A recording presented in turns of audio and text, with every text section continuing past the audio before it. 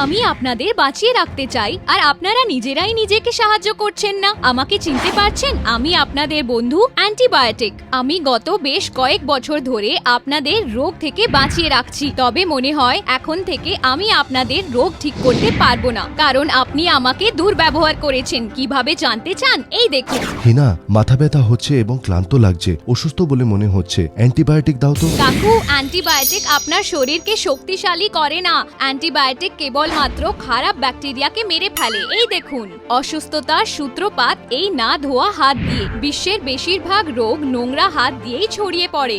যদি হাত পরিষ্কার থাকে তবে আমরা আপনাকে অসুস্থ করতে পারবো না। তবে আপনাকে অ্যান্টিবায়োটিক খেতে হবে না। আপনি যদি চান আমার প্রভাব বানিয়ে রাখতে, তাহলে অ্যান্টিবায়োটিক তখনই খান যখন ডাক্তার আপনাকে খেতে বলবে। আর ডোজ পুরো করুন। আপনার হাত পরিষ্কার রাখুন, সুস্থ থাকুন, যাতে অ্যান্টিবায়োটিক আপনাকে না খেতে হয়।